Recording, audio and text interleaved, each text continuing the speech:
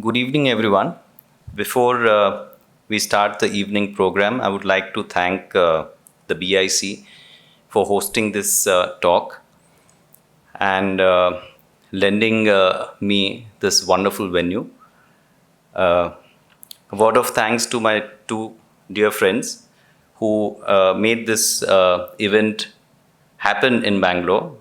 Uh, Fellow photographer and filmmaker, Navroze Contractor, and Abhishek Podar, who unfortunately is traveling today.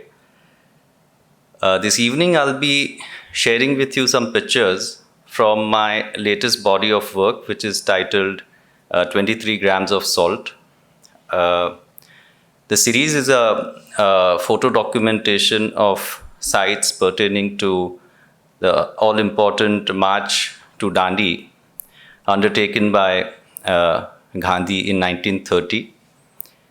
As you all know that the march starts from the Sabarmati Ashram in Ahmedabad, which incidentally is my hometown, and concludes in the coastal village of Dandi.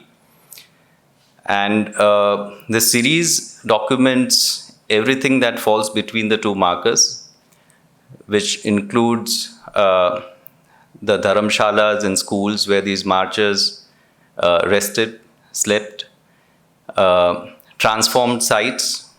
By transformed sites, I mean sites that have been refurbished beyond recognition or razed down to the ground and new buildings stand there today. The trees under which Gandhi prayed or rested or wrote letters, the landscapes, towns and villages through which the marches had passed, so on and so forth. To mark the 90th anniversary of this march, Navajivan Trust, an institution founded by Gandhi, decided to publish a book. The book contains more than 250 photographs taken by me, and there is text which is co-authored by Dr. Rujita Mehta and myself. It contains the history of the march and my own experiences and observations of being on the trail. I'll be sharing with you some pictures along with the history of these sites, after which we can have an open session. We can have a discussion, an open discussion with everyone. So I begin. So this is the front gate of Hriday Kunj, Gandhi's home inside the Sabarmati Ashram from 1918 to 1930. The march was an extremely well-planned political campaign. There was no randomness about it. The organizers had feared mass arrests being made on the first morning itself. And to counter that, they had kept an entire batch of reserve marchers ready in case the first batch got arrested. So the grounds that you see on the screen are inside the Gujarat Vidyapit, where an entire reserve cohort of marchers waited for Gandhi. This is Lakshman Singh Chavda. He had followed the marchers at the onset from the Sabarmati Ashram till a point called Income Tax Circle in Ahmedabad. Of course, he was with the crowds, and he used to work as a security guard at the Sarabhai residence and had the good fortune of seeing Gandhi up close. There are a few stories about this man and his short stint with Gandhi, but I'm going to skip that for later. Unfortunately, he passed away before this book got published. This is an area outside Ahmedabad. Now, of course, it is within the city, but it used to be on the outskirts of Ahmedabad. This is the Chandora Lake, site of Gandhi's first speech of the march. Unlike what you see on the screen today, 90 years ago, this used to be a dust bowl. And as the perspiring satyagrahis walked on it, dust and grime began to cover their faces. And so thorough was that layer of grime that the crowds following Gandhi actually did not recognize him and started walking in front of him. Uh, it was only after the marchers washed themselves in the muddy waters was the order restored.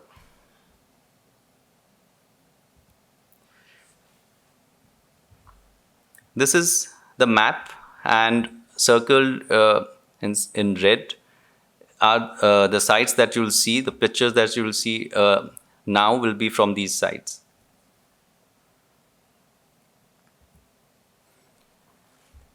The road taken by the marchers to enter into the village of Dabhan.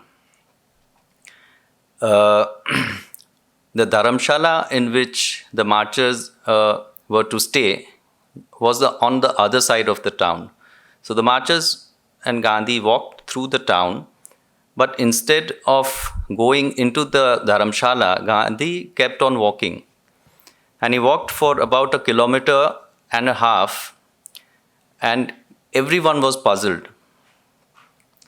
Gandhi walks straight on and enters into the Dalit quarters of the village.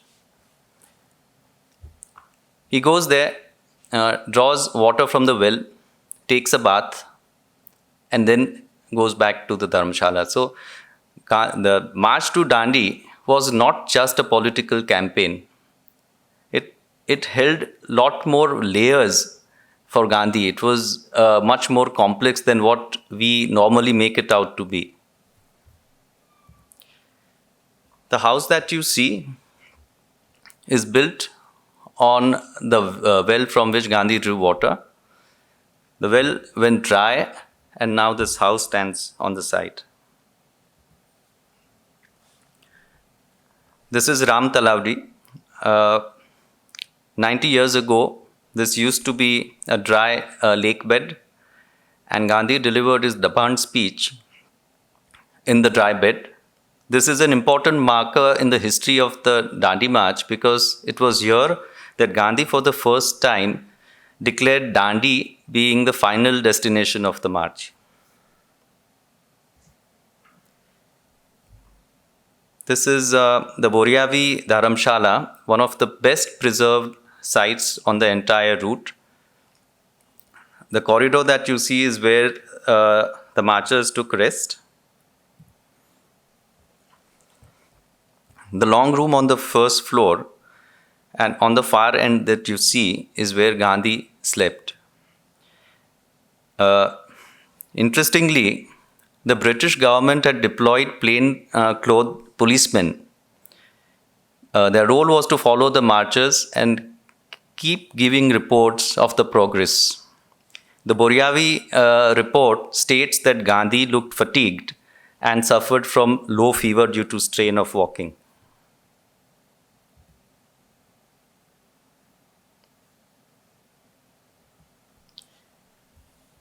This is the J.D. Patel High School in Borsab. Unlike what you see on your screen, it is a living institute, an all-girls school. It's just that on my first trip, when I went there, it was a public holiday. But nevertheless, I took some pictures there. The balcony on the first floor, outside Gandhi's room, from which he gave a speech to the huge crowds gathered below. It was from here that Gandhi invited students and teachers to boycott British education to join the independence struggle. This is life in the historic village of Ras, which played a very big role in support of the salt satyagraha. More than 200 arrests were made from this village, and it was from this village that Sardar Patel, who is considered to be the chief architect of the march, was arrested before the onset of the march. He was making speeches to garner support for Gandhi and was arrested. The Ras Dharamshala, now as you can see, it is a completely renovated, uh, grim concrete structure, I would like to say. The point between the two pillars is from which, in the old Dharamshala, Gandhi gave his Ras speech.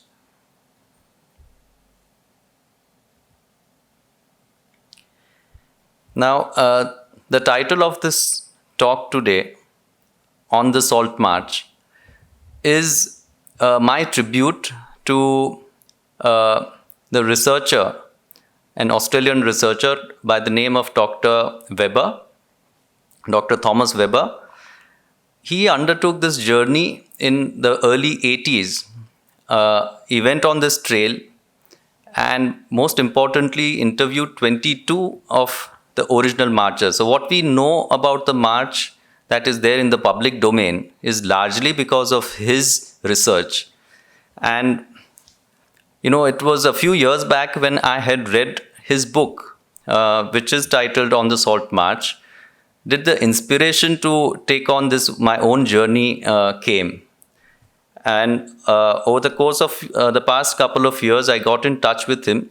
He generously agreed to contribute his essays for my book, and we became friends. And I'd asked him if he had any photographs from his trip, and so he's shared a few, and I'll show you how these sites, some of these sites looked in 80s. So this is Weber's picture taken in early 80s on the banks of River Mahi, on the outskirts of Kankapura village. And this is how this very spot looks today.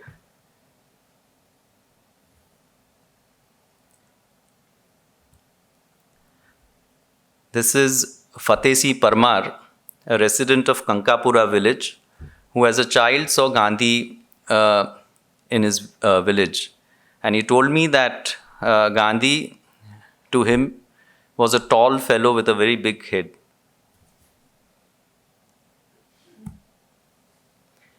On the other side of Mahi River, it was on this beach that the marchers slept.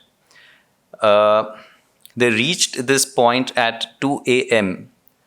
and it was the most difficult trek on the entire route. They had to wade through knee-deep sludge, and they took a bath and slept at about 2:30. At 4:30 a.m., Gandhi wakes up his marchers by rattling a spoon against a metal bowl. The Kareli Dharamshala, I beg your pardon, the Kareli ginning mill, where Gandhi and the marchers took rest. This is where Nehru meets Gandhi. And the concrete plinth that you see is from which Nehru gave a short speech to the villagers. Gandhi's room inside the Kareli ginning mill.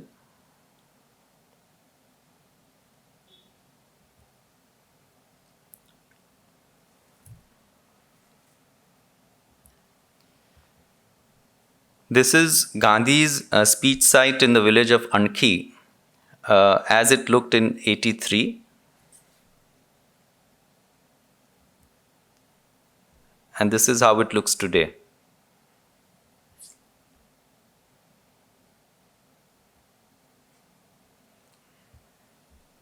The cabin beyond the tree that you see is built on the spot where a temporary hut was made for Gandhi.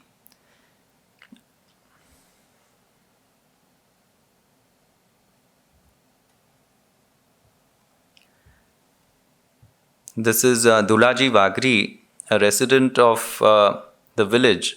And as a boy, Dulaji was summoned when it was time for Gandhi's meal. Dulaji milked a goat for Gandhi.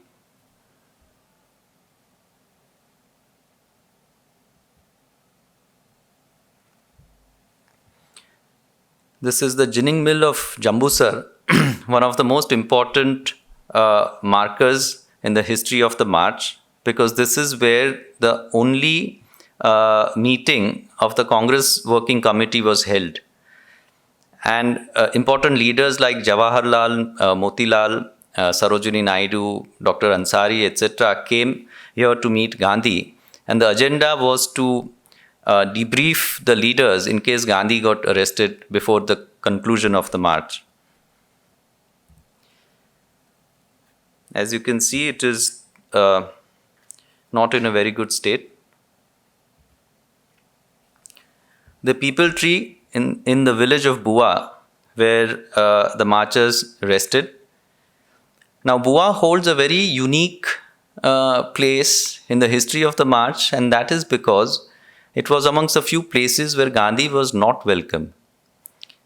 The story goes that the village elders, fearing the government reprisals, they were not too keen to host Gandhi, while the younger generation, they held very strong contrary views. And so there was this clash between the two generations. And to make matters worse, there was a wedding party in the village that had booked the Dharamshala where the marchers had to stay. And as a part of a compromise, the marchers had to vacate the Dharamshala earlier than they would have liked. Predictably, Gandhi was mighty displeased. This is how the village looks. Speech site in the village. A low turnout was recorded. And there's an incident where a lady approaches Gandhi to apply tilak on his forehead. And Gandhi refuses because the lady had not worn khadi.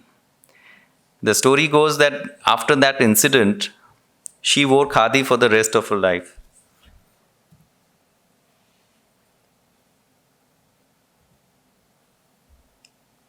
The Tralsa Dharamshala, it is now, as you can see, used as a warehouse.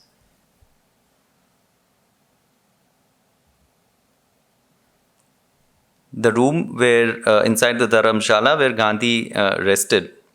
Later on, it was converted into a Gandhi temple.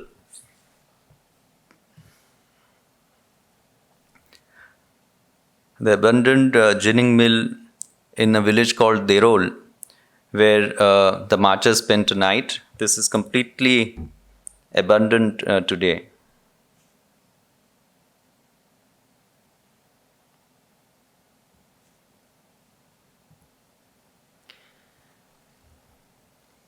This is a cottage inside Sevashram Ashram in Bharuch. By the time the march reaches Bharuch, it has received very good media coverage both nationally and internationally. And by now, the eyes of the entire nation were riveted to the progress of the march. This is the cottage where the rest of the 80 marchers took rest. And this is the dental clinic inside Sevashram where Gandhi took rest. This is how it looked in 83. And this is how it looks today. It is a restored structure. Now, as the marchers reached the clinic, a medical checkup was undertaken. And in a letter to Miraben, Gandhi writes that he had put on 2 pounds during the march.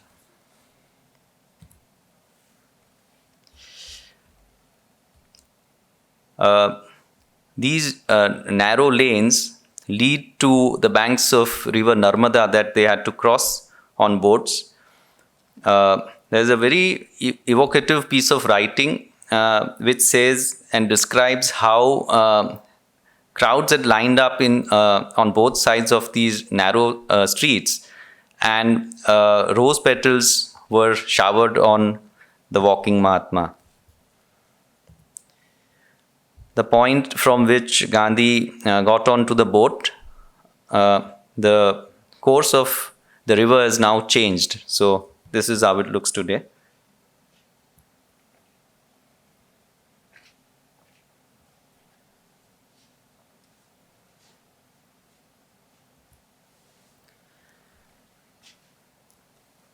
This is the village of Raima.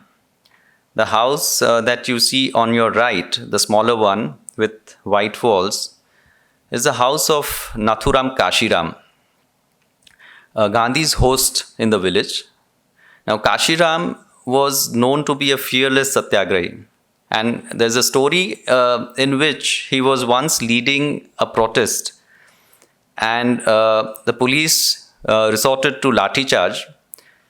Kashiram refused to take a backward step and was showered with 80 blows of lathis.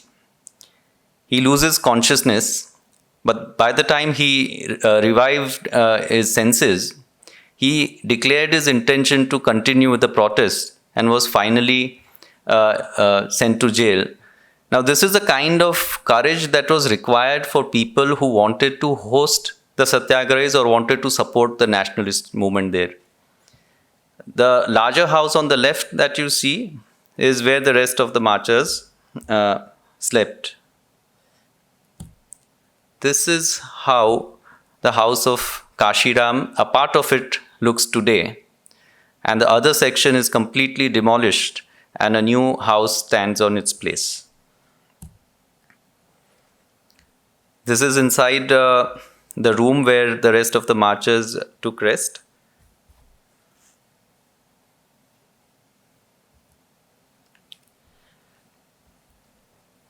Now, Gandhi required a shave in Raima, and so a barber was summoned. Narottam Vadan came to shave Gandhi wearing khadi. Now, so inspired was he by this brief encounter that he donated 3 acres of his ancestral land to the national cause. I was very keen on finding objects that Gandhi had touched during the march. And after a search that I think lasted more than 6 months, I was able to trace this gentleman on the screen who is the son of the barber who shaved Gandhi in Raima. His name is Babubai, who has relocated to Ankleshwar. And on my request, he came down to his ancestral home in Raima. And this is a very razor that he used. It is very well preserved. And, as you can see from the state of his house, the financial condition is not as good. But, he still preserves the razor like treasure.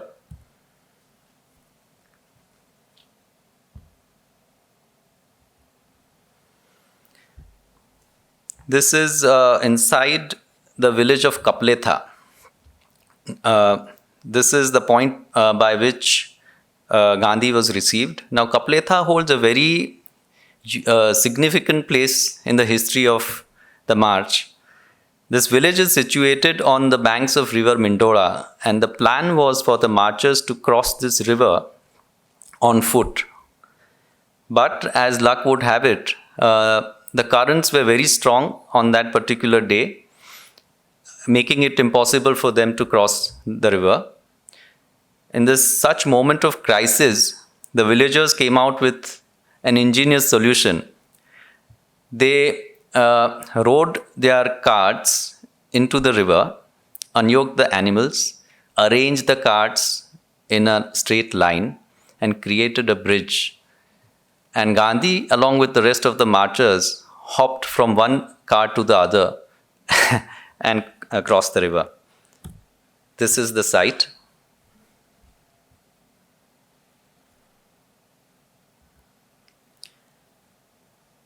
And finally, we reach Dandi.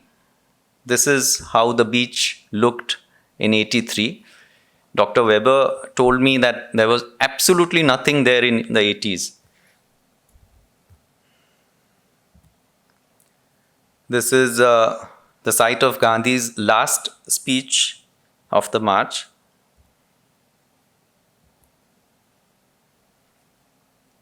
The Saifi Villa where he spent the night.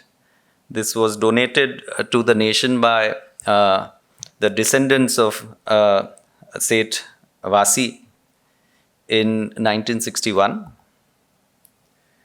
The room on the first floor where Gandhi spent the last night. It is said that such was the energy in Dandi on that night that no one but Gandhi could sleep. And Gandhi wakes up at 3:30 in the morning, prayers at 6, and by 6:30 he breaks the salt law. The point a few yards from the Saifi Villa towards the beach, this is the point from which he broke the law, picked up a fistful of salt, as they say. But the story goes that the night prior, the British government deployed police and plowed the salt deposits on the beach. So there was no salt there. And the fistful of salt that Gandhi picked was actually a fistful of saline mud. And when that mud was kind of refined and salt was extracted out of it, it weighed 2 tolas, or in other words, 23 grams. And it was 23 grams, that all it took for Gandhi to shake the foundations of the British Empire. Thank you.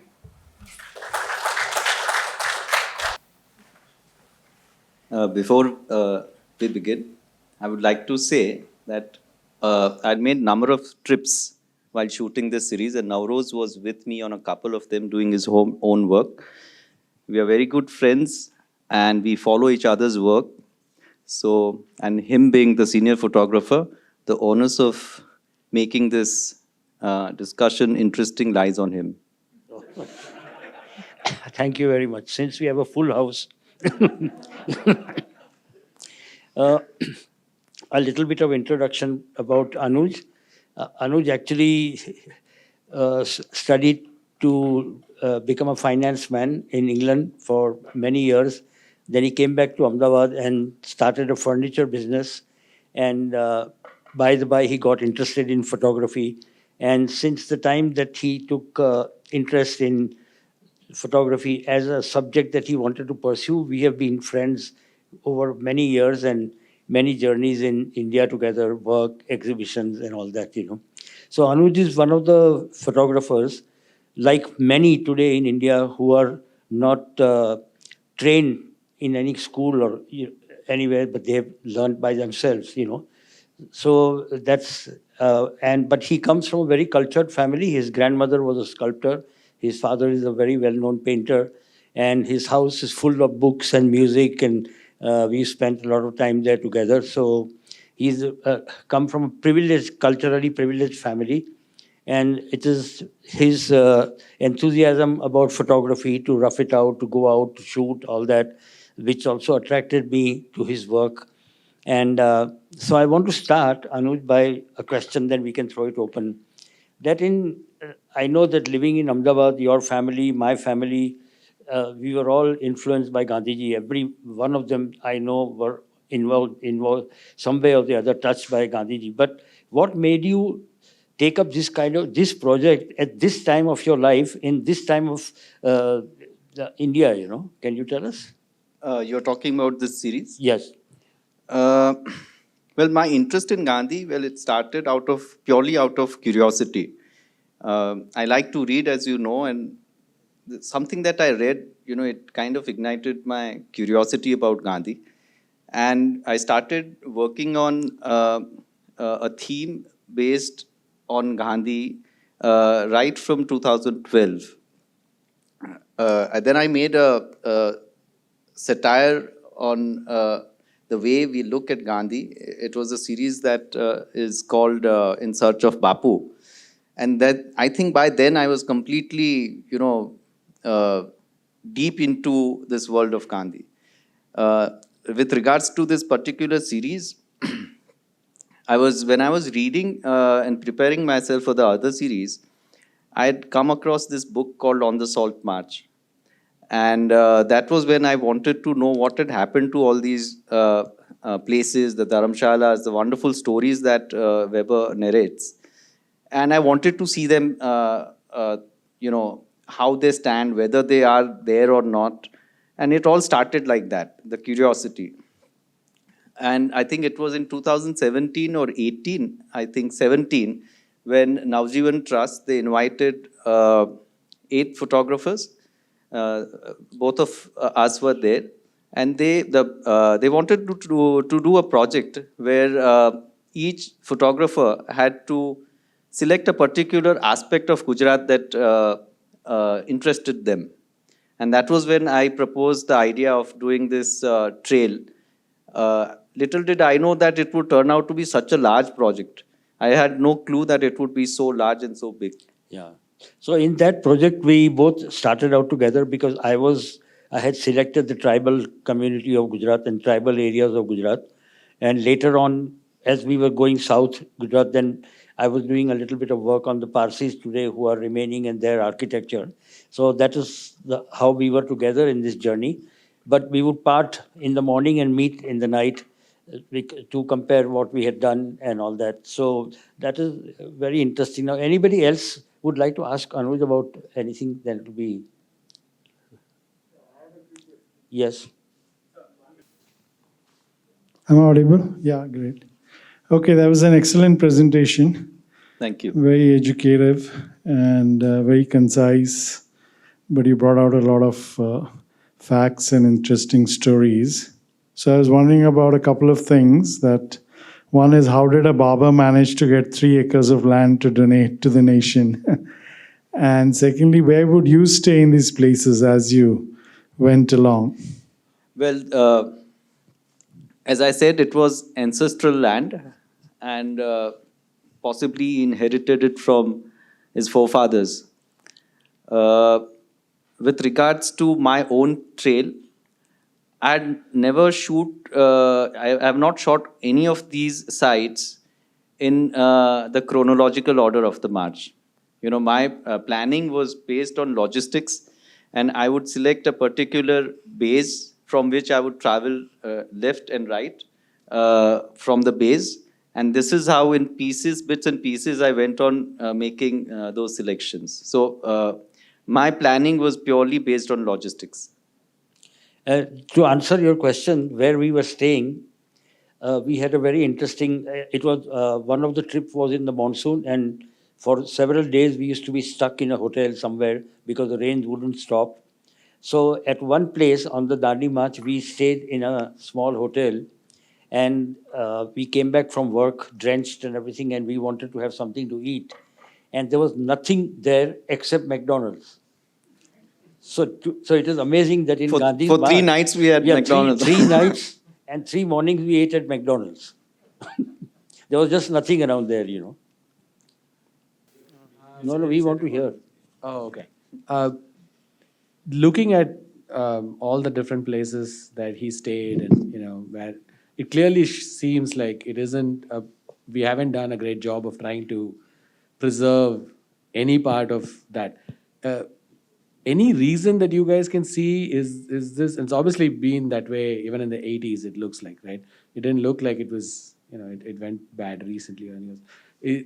The reason you are asking for the state of the sites? Yes. I think there are multiple reasons actually. All of these sites that you see are privately owned. Since these are old properties, today in many of these sites I saw problems of tenancy, ownership, legal disputes between family members and all. And in all this, the thing that suffers is the site. So the general tendency is to say that the government hasn't done enough, but I must say that the government has nothing to do with these private properties. So are all the dharamshalas also where he stayed? They are all owned by trusts. Thanks. That's a fantastic talk.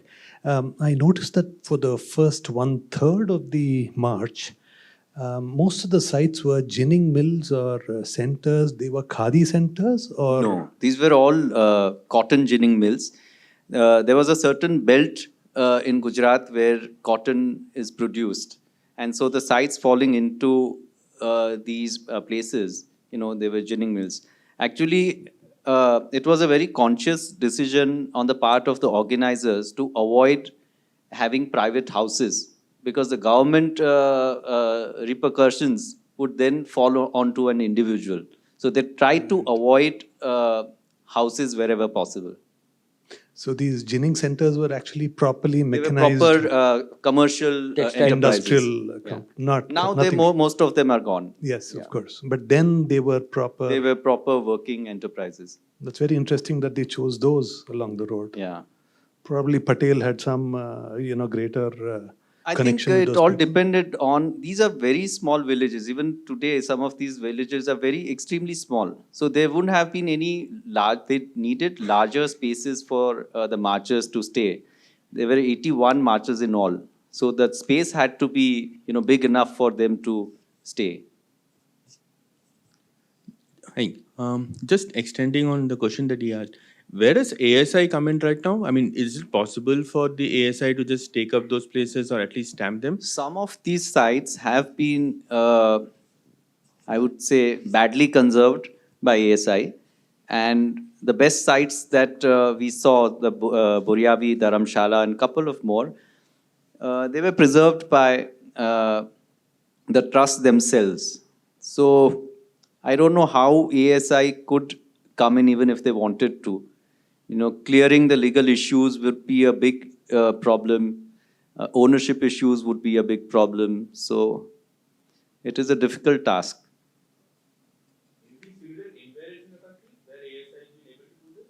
Sorry, I didn't follow. Any other similar such marches, routes or any other places of freedom related to the freedom movement where ASI has been able to do that? That you know of? I'm not aware of that. But the entire route has motorable roads. That is been done by, I think, the central government.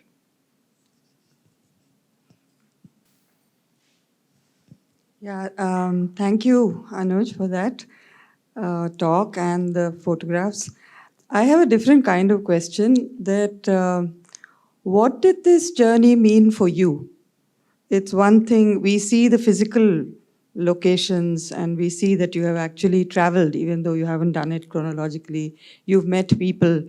So what remains? I mean, in the photographs we see, of course, buildings and things, but there are images of 2 or 3 old people. So what remains in their memories or in those villages? Is there any sense today that There is a generation now in the 70s and 80s where they had heard about the march, the stories that they had heard from their elders. And that generation remains in the villages. Sadly, the younger generation has kind of migrated to the larger centers. And, we have this oral tradition of passing on the stories. Now that tradition has been fractured. So whenever I went into a town or a village and made my inquiries, invariably the younger generation was not aware. By younger generation, I mean people right up till their 50s, mid-50s. So they were not aware of, some of them were not even aware that Gandhi had passed through the village and all that. So that, I think, is a bit of an issue. Lot of these local stories, I think, would have disappeared. And the ones that I could revive, I wanted to, document them.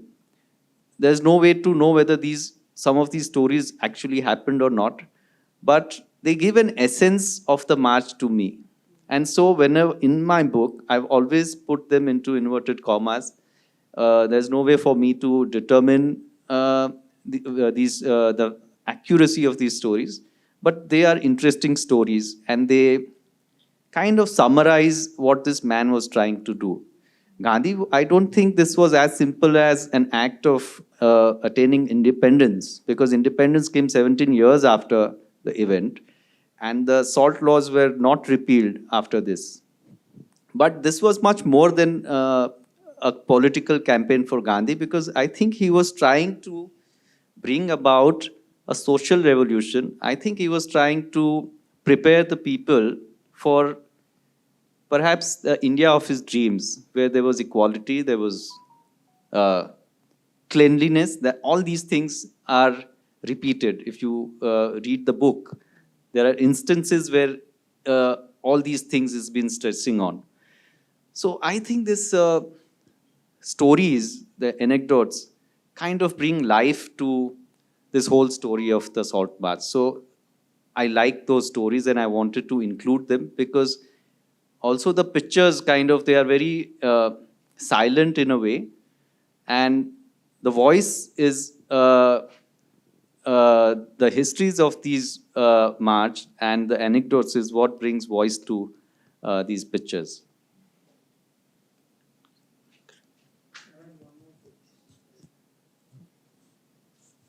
You mentioned that Sardar Vallabhbhai Patel was the architect, but then we didn't hear his name subsequently at all in any of, you said Congress Working Committee and That others was because he coming. got arrested even before the march was started. He was Oh, is making, that so? yeah. Hmm. Excellent presentation. Thank you. This particular photograph is so unlike Gandhi on the cover, probably the one most. Which actually, right throughout this trail, I saw very bizarre statues of Gandhi. And to tell you the truth, I loved them. In my book, I have described a couple of them, not to demean the man, but to state the way things are. And this is this picture that you see is an abandoned Gandhi temple in a village called Gajera. And I think Gandhi over here to me looks like more of a rock star than a Mahatma. And that is what I liked, and which is why I made this as the cover of my book. But Anuj has a series of photographs which were done in, I think, 2014, 15, where he has looked at how the artists and the popular art looked at Gandhi. So those, and I'm sure, Gandhiji himself used to have a very great sense of humor. And even if he would have looked at them today, he would have found them quite amusing. Yeah. Yeah. Yeah. Okay, so thank you very much for all of you to come. And thank you, Anuj, for the It was trek a you made pleasure. to Bangalore. And hope Thanks to see for your work. inviting me. Thank you. Okay. Thank you, everyone.